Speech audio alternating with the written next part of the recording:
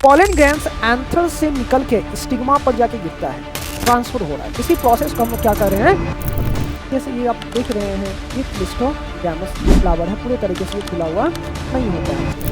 तभी अब रिप्रोडक्शन होना होगा तो दूसरे जगह से ही गैमेट्स आएंगे।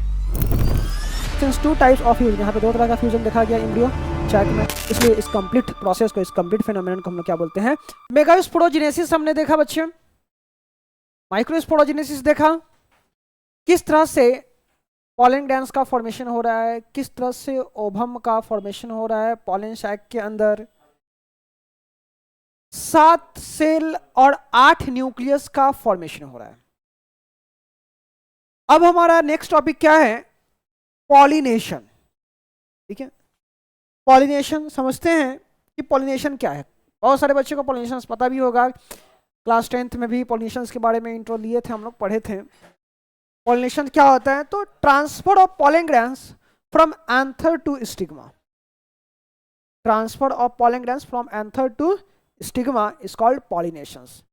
जब पॉलन ग्रैंस एंथर से निकल के स्टिग्मा पर जाके गिरता है, ट्रांसफर हो रहा है, इसी प्रोसेस को हम लोग क्या कर रहे हैं, पॉलिनेशन। ठीक है, एक छोटा सा डायग्राफ से हम समझ सकते हैं। जैसे ये मेल रिप्रोडक्टिव पार्ट एंथर और ये फीमेल रिप्रोडक्टिव पार्ट स्टिल। हम जानते हैं कि पॉलन ग्रैंस का प्रोडक्शन इसमें होता है एंथर में, आइए स्टिग्मा हो गया। जब एंथर मैच्योर होता है तो वो बस्ट करता है, वो फटता है, और फटते ही क्या होता है, इसके अंदर जो पॉलन ग्रैंस होता है वो सब बाहर हवा में रिलीज होते हैं, और वो तभी जाके कहाँ पे लैंड कर रहे हैं, ठीक है, स्टिग्मा पर ये लैंड कर रही है, स्टिग्मा।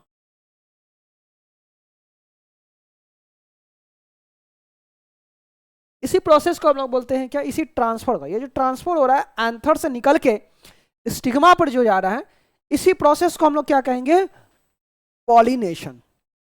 वही है हमारा transfer of pollen grains from anther to stigma is called pollination. वैसे तो पॉलिनेशन आप हम लोग दो तरह का देखे थे, सेल्फ पॉलिनेशन और क्रॉस पॉलिनेशन। यहाँ पे हमारा क्या है, 3 टाइप्स हम लोग देखेंगे, उसी का अलग अलग फॉर्म है, ऑटोगैमी, जिटेनोगैमी एंड जेनोगैमी। ठीक है, ऑटोगैमी, जिटेनोगैमी, और तीसरा क्या है हमारा, जेनोगैमी। देख सकते हैं पॉलिनेशन किस तरह से यहाँ पे हो रहा है, ऑटोगैमी, जिटेनोगैमी और जीनोगैमी। यानी कि एंथर से पॉलन ग्रैंस निकल रहा है, एंथर से पॉलन ग्रैंस निकल रहा है और स्टिग्मा पर ट्रांसफर हो रहा है। यही क्या है हमारा पॉलिनेशन है, transfer of pollen grains from anther to stigma is called pollination. पहले है हमारा ऑटोगैमी को समझते हैं कि ऑटोगैमी क्या होता है। ठीक है, जब पॉलन ग्रैंस एंथर से स्टिग्मा पे जा रहा है और सेम फ्लावर पे ये प्रोसेस हो रहा है, ठीक है, जिस फ्लावर का एंथर है उसी फ्लावर का स्टिग्मा भी है, यानी फ्लावर चेंज नहीं हुए हैं, तो ऐसे पॉलिनेशंस को हम लोग बोलेंगे क्या, ऑटोगैमी। ठीक है, ट्रांसफर ऑफ पॉलन ग्रैंस, ठीक है, पॉलन ग्रैंस का transfer from anther to stigma of same flower, एक ही फ्लावर, जैसे यहाँ पे आप देख सकते हैं ऑटोगैमी का बड़ा अच्छा यहाँ पे एग्जांपल है, एक ही फ्लावर है, बाइसेक्सुअल फ्लावर है, ठीक है, और इसी फ्लावर में क्या है, एक स्टिग्मा है, एक का एंथर है। तो ये हो गया हमारा क्या, सेल्फ पॉलिनेशन में, प्योर सेल्फ पॉलिनेशन ये हो गया हमारा, यानी कि ऑटोगैमी। ठीक है, सेम फ्लावर, यहाँ पे फ्लावर चेंज नहीं होता है। जिटेनोगैमी में देखिए क्या हो रहा है, यहाँ पे प्लांट सेम है बट फ्लावर अलग अलग है। ठीक है, एक फ्लावर का एंथर है, दूसरे फ्लावर का स्टिग्मा है। Transfer of pollen grains from anther to stigma of different another flower but same plant. Plant क्या है हमारा यहाँ पे, सेम है। ठीक है, तो ये हो गया क्या, जिटेनोगैमी। जेनोगैमी में क्या होता है, प्लांट भी बदल जाता है, ये एक अलग प्लांट है, और ये एक हमारा अलग प्लांट है, ठीक है, अलग अलग प्लांट पे यहाँ पे देखने को मिल रहा है, ठीक है। अब देखिए ऑटोगैमी जहाँ होगा तो यहाँ पे हम लोग जो फ्लावर देखते हैं तो यहाँ पे हमें दो तरह के फ्लावर देखने को मिलेंगे। एक होता है क्या हमारा क्लिस्टोगैमस और एक होता है कैस्मोगैमस। क्लिस्टोगैमस किससे कहेंगे, तो वैसे फ्लावर जो अपने फ्लोरल पार्ट्स को पूरे तरीके से एक्सपोज नहीं करता है, पूरे तरीके से ये फ्लावर खुलता नहीं है, ओपन नहीं होता है, सभी पार्ट्स को ये एक्सपोज नहीं करता है, तो ऐसे फ्लावर को हम लोग कहते हैं क्या, क्लिस्टोगैमस। एक होता है कैस्मोगैमस, वैसे फ्लावर जो अपने सभी पार्ट्स को ओपन करते हैं, फुल्ली एक्सपोज करते हैं, ऐसे पार्ट्स को हम लोग बोलेंगे क्या, कैस्मोगैमस। तो cleistogamous flower do not open, ठीक है, वैसे फ्लावर जो पूरे तरीके से खुले नहीं होते हैं उसे कहते हैं हम लोग क्या, क्लिस्टोगैमस, ठीक है। जैसे कि ये आप देख रहे हैं, ये क्लिस्टोगैमस फ्लावर है, पूरे तरीके से ये खुला हुआ नहीं होता है। Cleistogamous flower are a autogamous as there is no chance of a cross pollination, क्योंकि ये फ्लावर बंद हैं, पूरी तरीके से अपने मेल फीमेल रिप्रोडक्टिव पार्ट्स को एक्सपोज नहीं करते हैं, जिस कारण से इस पे क्रॉस पॉलिनेशन पॉसिबल नहीं है। जब भी इसमें होगा वो सेल्फ पॉलिनेशन ही होता है, ठीक है। Cleistogamous flower produce assured seed set even in the absence of a pollinator. यहाँ पे किसी तरह का कोई पॉलिनेटर की आवश्यकता नहीं है, क्योंकि ये फ्लावर में क्रॉस पॉलिनेशन के जो तो होता नहीं है। अब पॉलिनेटर वैसे फ्लावर में चाहिए होता है जिसमें क्रॉस पॉलिनेशन की आवश्यकता होती है, जहाँ पे क्रॉस पॉलिनेशन होगा तभी पॉलिनेटर की नीड्स होती है। जैसे कि यहाँ पे आप एग्जांपल में देख सकते हैं, वियोला, ऑक्जेलिया, कमेनिला, ये कुछ फ्लावर ऐसे हैं जो अपने फ्लोरल पार्ट्स को कंप्लीटली ओपन नहीं कर पाते हैं, ये फुल्ली एक्सपोज नहीं करते हैं, ये पार्शली ओपन होते हैं ये फ्लावर। कैस्मोगैमस वैसे फ्लावर हैं जो अपने सभी पार्ट्स को पूरे तरीके से ओपन करते हैं। कैस्मोगैमस एक्सपोज्ड एंथर और स्टिग्मा, जैसे यहाँ पे देख रहे हैं ये फ्लावर क्या है, इसमें आपका ये एंथर हो गया, ये आपका स्टिग्मा हो गया, तो ये अपने सभी पार्ट्स को पूरी तरह से एक्सपोज करते हैं। तो कैस्मोगैमस फ्लावर में जो है यहाँ पे सेल्फ पॉलिनेशन भी हो सकता है और क्रॉस पॉलिनेशन भी हो सकता है। यहाँ पे क्रॉस पॉलिनेशन का चांसेस ज़्यादा है, लेकिन जो क्लिस्टोगैमस फ्लावर होते हैं उसमें सिर्फ सेल्फ पॉलिनेशन ही हो सकते हैं, क्रॉस पॉलिनेशन वहाँ पर नहीं हो सकते हैं। दूसरा जिटेनोगैमी, ठीक है, यानी कि transfer of pollen grains from anther to stigma of another flower but same plant, ठीक है। Transfer of pollen grains from anther to stigma of a different flower of a same plant. Heterogamy and functional cross pollinations involving a pollinating agent. क्योंकि यहाँ पे क्या हो रहा है, यहाँ पे सेल्फ तो है नहीं, अब दूसरे फूल से pollen grains दूसरे फ्लावर पे जाएगा, तो यहाँ पे कोई ना कोई इसको एजेंट चाहिए। अब चाहे वो बायोटिक एजेंट हो या फिर एबायोटिक एजेंट हो, कोई एजेंट रहेगा तभी उस pollen grains को एक से दूसरे पर ट्रांसफर करेगा। यहाँ पे पॉलिनेटिंग एजेंट की नीड्स होती है। Genetically it a similar to a autogamy since the pollen grains come from a same plant. Genetically ऐसे प्लांट क्या होंगे, सेम होंगे, एक ही जैसे होंगे। क्यों, क्योंकि प्लांट तो बदला नहीं ना, ठीक है, प्लांट आपका वही है, सेम प्लांट है, सिर्फ डाली बदला हुआ है, स्टेम बदला हुआ है। तीसरा है हमारा क्या है, xenogamy, transfer of pollen grains from anther to stigma of a different plants flower of same species. Plant यहाँ पर क्या होगा, हमारा अलग अलग होगा, प्लांट ही बदल जाएगा। एक इधर प्लांट हो गया आपका, एक ये प्लांट, लेकिन दोनों प्लांट एक ही टाइप्स का है, यानी कि स्पीसीज जो है प्लांट का सेम है। जैसे एज फॉर एग्जाम्पल अगर ये आम का पेड़ है तो ये भी आम का ही पेड़ है, ठीक है, जिसके कारण सेम स्पीसीज कहते हैं, ठीक है। दूसरा है हमारा क्या, नेक्स्ट है पॉलिनेटिंग एजेंट। यानी पॉलिनेटिंग एजेंट क्या है, वैसे एजेंट, वैसे चीज जो पॉलन ग्रैन्स को एंथर से स्टिग्मा तक पहुंचाने का काम करेंगे, उसे क्या कहेंगे बच्चे, पॉलिनेटिंग एजेंट, ठीक है। अब ये पॉलिनेटिंग एजेंट जो होते हैं ये दो तरह के हो सकते हैं, biotic pollinating agent and abiotic pollinating agent. ये बायोटिक पॉलिनेटिंग एजेंट्स में क्या आ जाएंगे, एनिमल्स, ऑर्गेनिज्म, बर्ड्स, इंसेक्ट, ये सब। और एबायोटिक्स में क्या आ जाएंगे, विंड और air. Pollinating agent including a biotic यानी कि एबायोटिक यानी कि water and wind, and biotic यानी insect, butterfly, honeys bee etcetera. Large number of pollen grains are produced by a plant using a abiotic mode of pollination as a most of pollen grains are wasted during a transfer। ठीक है, कहा जा रहा है क्या कि जब कोई एबायोटिक पॉलिनेटिंग एजेंट है, एबायोटिक पॉलिनेटिंग एजेंट है यानी कि विंड और एयर का बात किया जा रहा है, तो जिस भी प्लांट में विंड या फिर एयर के द्वारा पॉलिनेशन होगा, वो प्लांट जो होगा, उस प्लांट का जो फ्लावर होगा, पॉलन ग्रैंस जो प्रोड्यूस करेगा वो लार्ज नंबर में, काफ़ी ज़्यादा अमाउंट्स में पॉलन ग्रैंस का वो प्रोडक्शन करेगा। क्यों? क्योंकि हवा से उड़ के जा रहा है, पानी में बह के जा रहा है, तो मैक्सिमम अमाउंट में पॉलन ग्रैंस क्या हो सकते हैं, वेस्ट हो सकते हैं, सही जगह पे नहीं पहुंचे। अब थोड़ा सा अगर पॉलन ग्रैंस प्रोड्यूस होगा, पता चला कि वो तो वेस्ट हो जाएगा, इसलिए तो ऐसे प्लांट्स में क्या होता है, लार्ज नंबर में पॉलन ग्रैंस प्रोड्यूस होते हैं।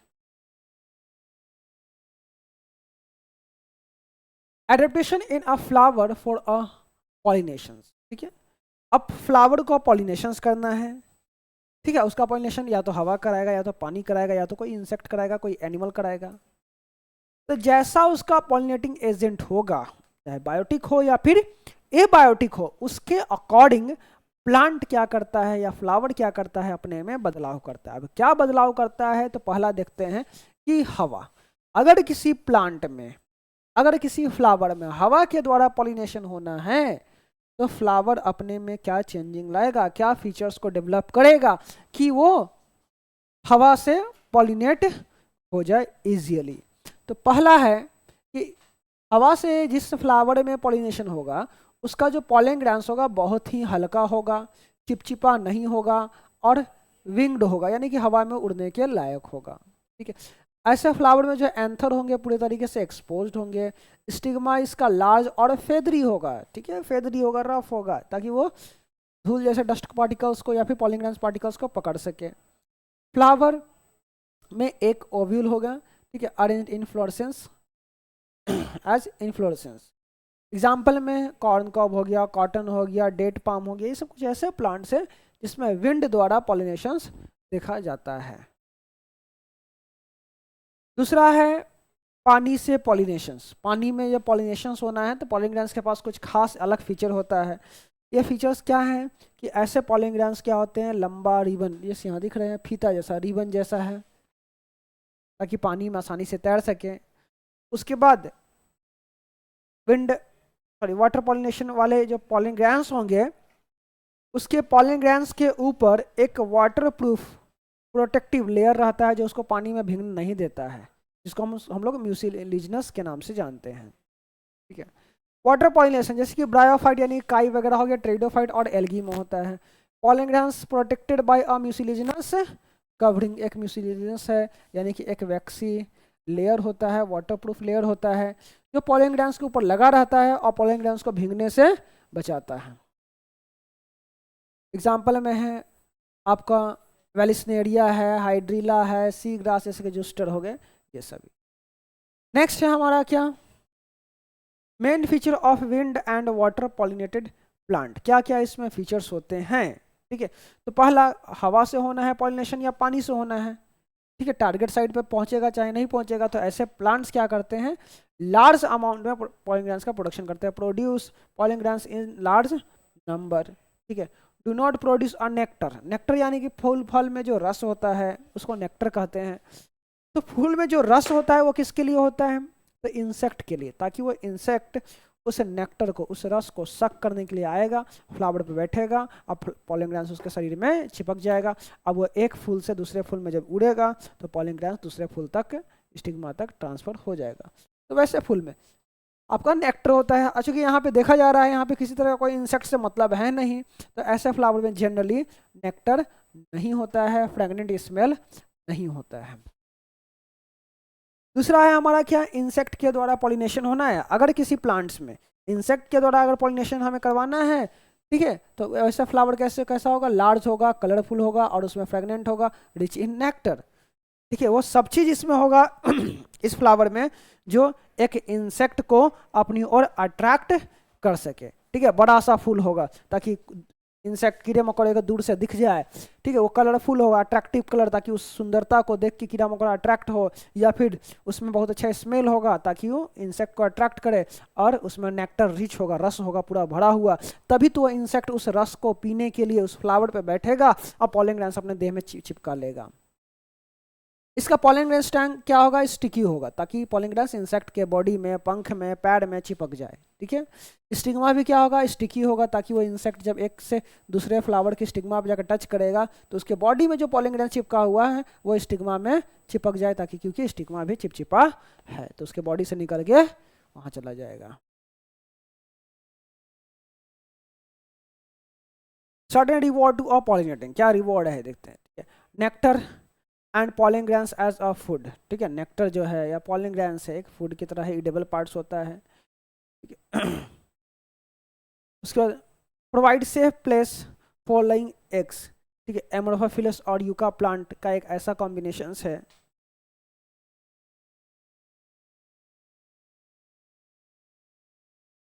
दूसरा है हमारा आउट ब्रीडिंग डिवाइस, प्लांट्स अगर बार बार सेल्फ पॉलिनेशन अगर करता है, ठीक है, सेल्फ पॉलिनेशन अगर करता है तो प्लांट में एक कंडीशन क्रिएट होता है जिसको बोलते हैं इनब्रीडिंग डिप्रेशन। उस कंडीशन में पेड़ का अच्छे से ग्रोथ नहीं होगा, फल फूल समय पे नहीं आएंगे, पेड़ पूरे तरीके से इनफर्टाइल हो जाएगा, ताकि वो क्यों उसमें किसी तरह का कोई उसमें प्रोडक्शन नहीं होगा।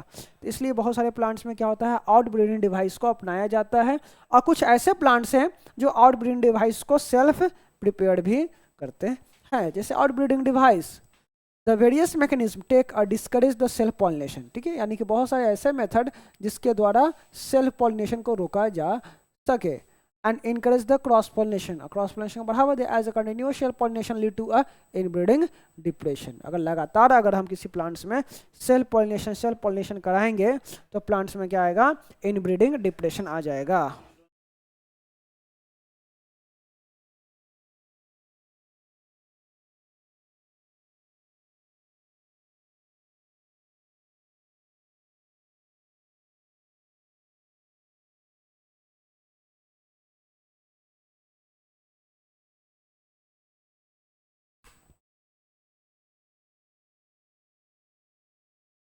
अब क्या क्या डिवाइसेज जो आप जनरेट करता है, जैसे कि पहला आपका क्या है कि pollen release and stigma respectively not a synchronise, ठीक है, यानी कि एक फ्लावर में एंथर है, ये स्टिग्मा है, ठीक है, मेल रिप्रोडक्टिव पार्ट और फीमेल रिप्रोडक्टिव पार्ट एक फ्लावर में है।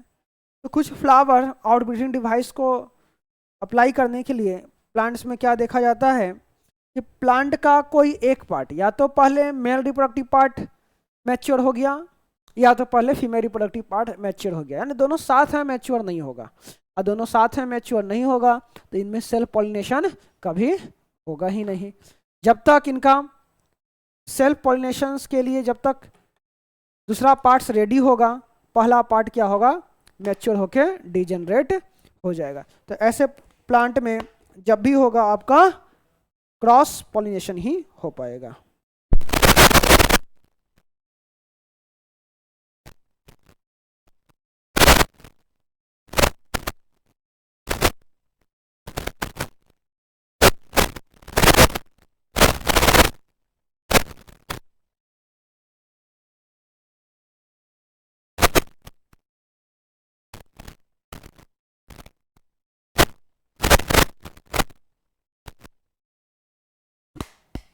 तो ऐसे प्लांट्स में सेल्फ पॉलिनेशन नहीं हो पाएगा। क्या हो गया, पहले पॉलन ग्रैंस रिलीज हो गया, पॉलन ग्रैंस पहले हमारा रिलीज हो गया, ऐसा स्टिग्मा फ्लावर में तैयार ही नहीं है, ठीक है, तो यहाँ पे सेल्फ पॉलिनेशन होगा नहीं। दूसरा, एंथर और स्टिग्मा दोनों अलग अलग पोजीशन पे एक साथ नहीं है, ठीक है, ऐसा पोजीशन है कि दोनों आपस में कांटेक्ट नहीं कर पाएंगे, ठीक है, एंथर पॉलन ग्रैंस रिलीज करेगा एंथर से, लेकिन स्टिग्मा पे नहीं पहुंच पाएगा क्योंकि पोजीशन अलग अलग है। उसके बाद है इनहिबिट पॉलन जर्मिनेशन इन पिस्टिल, ठीक है। एक और डिवाइसेस क्या होते हैं कुछ प्लांट्स में, अगर मान लीजिए सेल पॉलिनेशन हो भी गया है, ठीक है, तो पॉलन ग्रैंस जर्मिनेट नहीं कर पाएगा पिस्टिल में, ठीक है, पिस्टिल में पॉलन ग्रैंस जर्मिनेट नहीं कर पाएगा, पॉलन ट्यूब डेवलप नहीं होगा, तो आगे फर्टिलाइजेशन होगा नहीं। अगला है क्या, लास्ट, कि प्लांट ही ऐसा बन गया कि उसमें सेल्फ पॉलिनेशन कभी होगा ही नहीं, यानी कि यूनिसेक्सुअल प्लांट बन गया, क्योंकि सेल्फ पॉलिनेशन सिर्फ बाइसेक्सुअल प्लांट में ही पॉसिबल है। अब प्लांट ही क्या हो गया हमारे पास, यूनिसेक्सुअल हो गया, या तो मेल फ्लावर होगा या फीमेल फ्लावर। इसमें जब भी अब रिप्रोडक्शन होना होगा तो दूसरे जगह से ही गैमेट्स आएंगे। पॉलन पिस्टिल इंटरेक्शंस क्या होता है, जैसे ही पॉलन ग्रैंस स्टिग्मा पर गिरता है, स्टिग्मा क्या करता है, उसको रिकॉग्नाइज करता है, पहचानता है, क्या ये अपना ही स्पीसीज का है, क्या ये अपना ही पॉलन ग्रैंस है, क्या ये मेरे फायदेमंद के लिए है, क्या ये हमारे प्लांट में फ्लावर में फर्टिलाइजेशंस करके अच्छा प्लांट अच्छा जाइगोट बनाएगा, उसको रिकॉग्नाइज करता है। और अगर सही है, ठीक है, तो उसको न्यूट्रिएंट वगैरह देता है, उसको जर्मिनेट करता है, आगे प्रोसेस को बढ़ाता है, अगर नहीं तो उसको रिजेक्ट कर देता है। The pistil has ability to recognise the compatible pollen to initiate post pollination event that are lead to the fertilization। Pistil के पास ये कैपेसिटी होता है कि वो पॉलिन ग्रैंस को पहचाने और पॉलिनेशन के बाद के प्रोसेस को आगे बढ़ाना है या नहीं बढ़ाना है वो डिसाइड करेगा। Pollen grains produce pollen tube. अब एक पॉलन ग्रैंस में क्या होता है, पॉलन ट्यूब का ऐसा फॉर्मेशन होता है, और ये पॉलन ट्यूब जर्म पोर से जाकर जुड़ता है और मेल गैमेट्स को ट्रांसफर करता है एम्ब्रियो सैक में, जहां पे फर्टिलाइजेशन होगा और जाइगोट का फॉर्मेशन होगा। आर्टिफिशियल तरीका भी है हाइब्रिडाइजेशन करने का। आर्टिफिशियल में आता है क्या, हमारा इमैस्कुलेशन और बैगेजिंग। ठीक है, हम आउटब्रीडिंग डिवाइस नेचुरली देखें, अगर हम आर्टिफिशियली तरीके से अगर आउटब्रीडिंग डिवाइस को एक्सेप्ट करना है तो उसके लिए हम लोग इमैस्कुलेशन करते हैं और बैगेजिंग का प्रोसेस अप्लाई करते हैं। Crossing different variety of species hybrid individual with a desirable character of the parent plants, desirable pollen grains for a pollen stigma protections for a contaminations। ठीक है, अब इसमें क्या है, हम एक फ्लावर लिए हैं, ठीक है, एक फ्लावर है हमारे पास, अब उस पर हम चाहते हैं एक खास स्पीसीज, एक खास प्लांट, एक खास कैरेक्टर वाले प्लांट का ही पॉलिन ग्रैंस उस पर जाना चाहिए, किसी और का पॉलिन ग्रैंस उस पर नहीं जाना है, तो उसके या फिर उसका खुद के प्लांट का भी पॉलिन ग्रैंस नहीं जाना है, तो उसके लिए हम लोग मेथड यूज करते हैं क्या, इमैस्कुलेशन। जैसे यहाँ पे देख रहे हैं एक इमैच्योर फ्लावर दिया गया और उस इमैच्योर फ्लावर से इसके एंथर को काटा जा रहा है, एंथर को क्या कर देना है, हमें काट देना है। ठीक है, removal of anther is called emasculation. Anther को हमने काट दिया, ठीक है, एक फ्लावर है हमारे पास,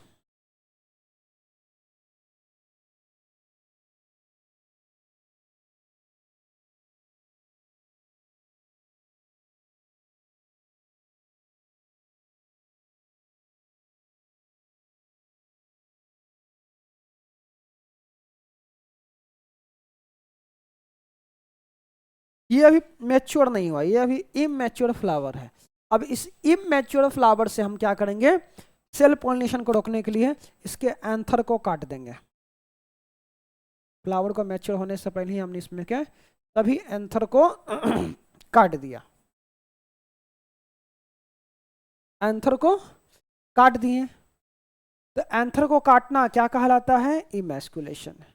अब एंथर काट दिए, अब एंथर काट दी तो इसका अपना पॉलिन ग्रैंस तो नहीं जाएगा, लेकिन किसी दूसरे का पॉलिन ग्रैंस आके गिर सकता है, तो उससे बचाने के लिए हम क्या करेंगे, इस फ्लावर को एक पॉलीथीन बैग से या इसके स्टिग्मा को, जैसे यहाँ देखा जा रहा है, पॉलीथीन बैग से ढक दिए, पॉलीथीन बैग से यहाँ पे ढक दिए। ठीक है, जब मैच्योर हो गया स्टिग्मा, तो जिस भी पॉलिन ग्रैंस को हमको इस पर छींटना है, उस पॉलिन ग्रैंस को ला के इस पॉलिन ग्रैंस को छींट दिए, प्लास्टिक खोल के और फिर से इसको बंद कर दिए। तो प्लास्टिक से कवर करने का प्रोसेस क्या कहलाता है, bagging. Flower covered bag made of butter paper या prevent contamination of the stigma from unwanted pollen grains। Bagged flower attend respectively a mature pollen grains dust on the stigma, the rebagging fruit followed the develop। ठीक है, जब हमको desirable जिस भी पौधे का pollen ग्रैंस इसको डस्ट को छींटना है, पॉलीथीन बैग को हटाएंगे, डस्ट को छीटेंगे और वापस से पॉलीथीन बैग से इसको कवर कर देंगे, ढक देंगे। ये प्रोसेस हम लोग बैगेजिंग कहलाता है। चलिए, अब आता है क्या, डबल फर्टिलाइजेशन। डबल फर्टिलाइजेशन जैसे कि हमने पॉलिंग ग्रैंड्स में पढ़ा था, एक पॉलिंग ग्रैंड्स में दो तरह के सेल थे, वेजिटेटिव सेल और जनरेटिव सेल्स। ठीक है, अब ये जनरेटिव सेल्स ही रिप्रेजेंट कर रहा है क्या, मेल गैमेट्स को ये रिप्रेजेंट करता है।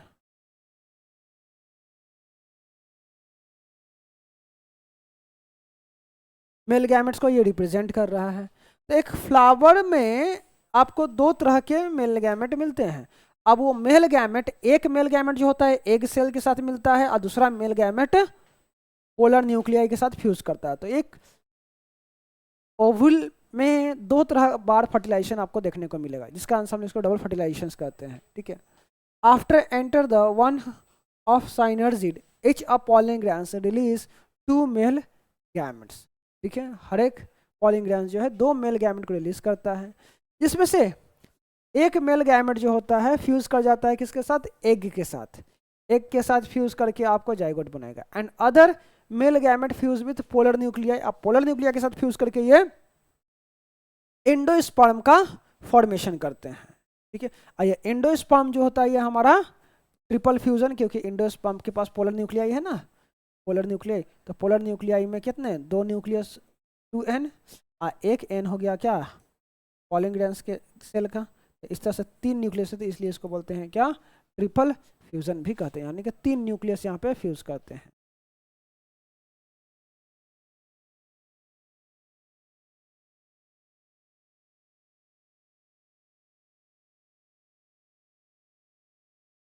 जैसे कि यहाँ पे देख रहे हैं।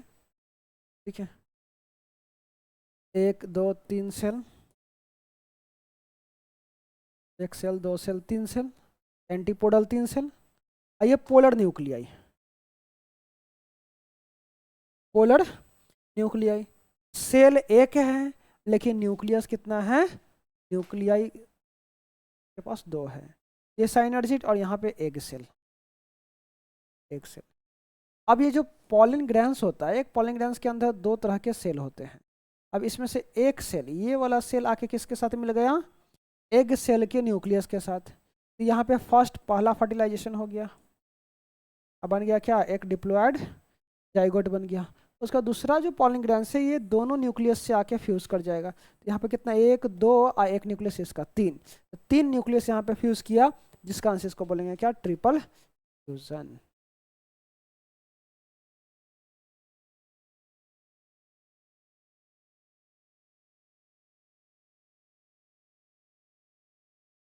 ट्रिपल फ्यूजन, ट्रिपल फ्यूजन ये हुआ यानी कि सेकंड फर्टिलाइजेशन हुआ। ठीक है, यहाँ पे क्या बना, प्राइमरी एंडोस्पर्म न्यूक्लियस बनता है। सिंस 2 टाइप्स ऑफ फ्यूजन, यहाँ पे 2 तरह का फ्यूजन देखा गया एम्ब्रियो शैक में, इसलिए इस कंप्लीट प्रोसेस को, इस कंप्लीट फेनोमेनन को हम लोग क्या बोलते हैं, डबल फर्टिलाइजेशन। और ये जो पेन बना है, प्राइमरी एंडोस्पर्म न्यूक्लियस जो बना है, ये डेवलप करेगा एंडोस्पर्म में, और जाइगोट डेवलप करेगा एम्ब्रियो में। ये एक एम्ब्रियो एक नन्हा प्लांट बनाएगा, और नन्हे प्लांट को एंडोस्पर्म क्या करता है, न्यूट्रिशन प्रोवाइड करने का काम करेगा। चलिए, फर्टिलाइजेशंस के बाद की घटनाएं क्या हैं, post fertilisations event including endosperm embryo development, maturations of ovule into the seed and ovary. Fertilisations हो गया, फर्टिलाइजेशन में भी खास एंजियोस्पर्मिक प्लांट्स में डबल फर्टिलाइजेशंस होता है। अब इस डबल फर्टिलाइजेशंस में क्या हुआ हमारा, एक बन गया क्या हमारा जाइगोट, एग से जाइगोट बन गया, और इधर एंडोस्पर्म बन गया। अब जो एम्ब्रियो है, सॉरी आपका ओव्यूल है, ओव्यूल सीड बनेगा और ओवरी फ्रूट बनता है। ठीक है, पहले एंडोस्पर्म का बात करते हैं। The primary endosperm cell divide many times to form triploid endosperm tissue having a reserve food materials. और यही एंडोस्पर्म ही क्या करता है, एक सीड के अंदर जो बेबी लाइफ है, छोटा नन्हा प्लांट है, उसको न्यूट्रिशन प्रोवाइड करता है। अब एंडोस्पर्म का आपको 2 तरह का मिलेगा, एक होगा आपका क्या, फ्री न्यूक्लियर टाइप्स, एक हो गया cellular type. Free nuclear types में हो गया जैसे कि कोकोनट वाटर, नारियल का पानी जो है वह भी एंडोस्पर्म ही है जो कि फ्री है। और सेलुलर हो गया उसका गड़ी कर्नल हार्ड जो है, ठीक है। नॉन एल्बुमिनस एंडोस्पर्म्स और albuminous endosperm completely utilised before maturation of seed, ठीक है। अगर सीड के मैच्योर होने से पहले ही पूरे तरीके से एंडोस्पर्म यूज कर लिया गया तो उसको बोलेंगे नॉन एल्बुमिनस एंडोस्पर्म, जैसे कि ग्राउंडनट और पी में देखने को मिलता है।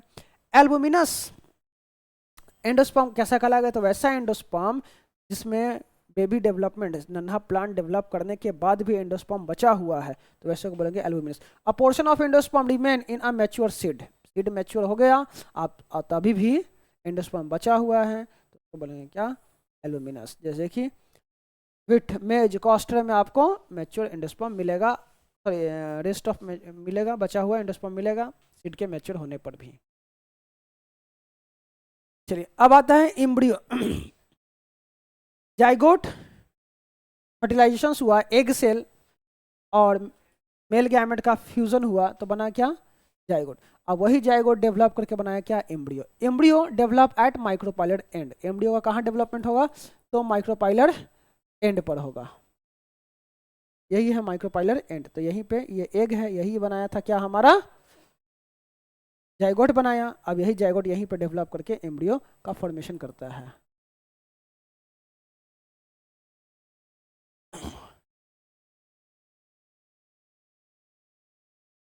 Next embryogenesis, earlier stage of embryo development, the zygote give rise to a pro embryo, ठीक है, subsequently into the globular heart shape and mature embryo.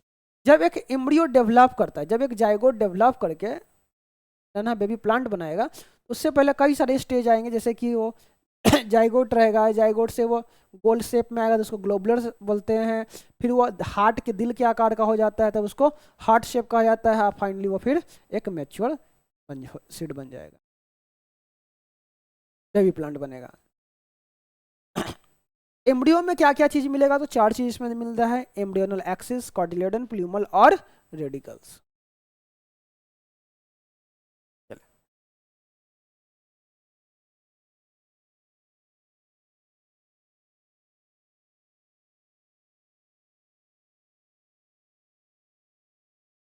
मोनोकॉटिलेडनस seeds, अब सीड हमारे पास 2 तरह के, मोनोकॉटिलेडनस सीड्स और डाइकॉटिलेडनस सीड होते हैं।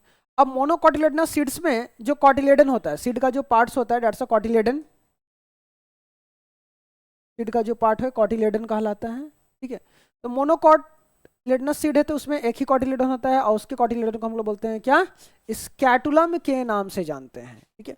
इसी में आपको मिलेगा कॉलियोप्टाइल और कॉलियोराइजा, ठीक है। कॉलियोप्टाइल क्या है, एक अनडिफरेंशिएटेड सीड जो कि रेडिकल और रूट कैप को कवर करता है, ठीक है। जैसे ये सीड है तो सीड के यहाँ से निकलेगा क्या, रूट निकलेगा, यहाँ से शूट निकलेगा, तो इसको एक सीट ऐसे कवर किए हुए रहेगा जिसको बोलेंगे कॉलियोराइजा। और कॉलियोप्टाइल ऊपर में यहाँ पे स्टेम निकलेगा, स्टेम जहाँ से डेवलप करता है उसको बोलते हैं प्ल्यूमल, तो प्ल्यूमल वाले एरिया को भी ऐसे ढका हुआ है कॉलियोप्टाइल, ठीक है। क्या रहता है seed, fertilised and mature ovule, ठीक है। सीड क्या है, तो ओव्यूल ही है। जब फर्टिलाइजेशन के बाद ओव्यूल डेवलप करता है और सीड बनाता है। एक सीड में आपको क्या मिलेगा, कॉटिलेडन मिलेगा, एम्ब्रियोनल एक्सिस मिल रहा है, सीड कोट है। अब सीड में जो सीड कोट होता है 2 लेयर का होता है जिसको हम लोग इंटेगुमेंट के नाम से जानते हैं। इंटेगुमेंट के ऊपर में एक सीड कोट मिलता है जिसको हम लोग टेस्टा कहेंगे, आउटर को टेस्टा और इनर को टेजमेंट कहते हैं। सीड में और भी चीज मिलेंगे, जैसे कि सीड में एक छोटा सा ओपनिंग पोर मिलता है, छिद्र मिलता है जिसको माइक्रोपाइल बोलेंगे। सीड जहाँ से प्लेसेंटा से ऐसे जुड़ा रहता है वो आपका हाइलम है, ठीक है। अब सीड 2 तरह के हैं, सीड में अगर एंडोस्पर्म बचा हुआ है तो वैसा सीड को एल्बुमिनस सीड्स कहेंगे, अगर सीड में एंडोस्पर्म खत्म हो गया है तब उसे नॉन एल्बुमिनस सीड कहेंगे। दूसरा होता है क्या, एक पेरिस्पर्म टर्म आता है, जैसे गोल्की में सिकुड़ा सा स्ट्रक्चर दिखता है ऊपर में गोल्की में, ठीक है। तो वो क्या है, बचा हुआ न्यूसेलस है। अगर किसी सीड में कुछ न्यूसेलस अगर बच गया है तो वो पेरिस्पर्म स्पर्म बनाता है। ठीक है, एक टर्म आता है क्या, डोरमेसी। डोरमेसी क्या है, सीड का जो इनएक्टिव स्टेज, सीड के अंदर एक बेबी प्लांट है लेकिन वो ग्रोथ नहीं कर रहा है, अभी रखा हुआ है घर में, डब्बे में, पैकेट में रखा हुआ है, तो बेबी प्लांट अभी ग्रोथ नहीं कर रहा है लेकिन वो अभी अलाइव है। ठीक है, तो वो अभी इनएक्टिव स्टेज में है, उस स्टेज को हम लोग कहते हैं क्या, डोरमेसी। उसके बाद फल के ऊपर जो छिलका होता है उसको हम लोग बोलेंगे क्या, पेरिकार्प। ठीक है, the wall of ovary develop into the wall of fruit called a pericarp. In true fruit only ovary contribute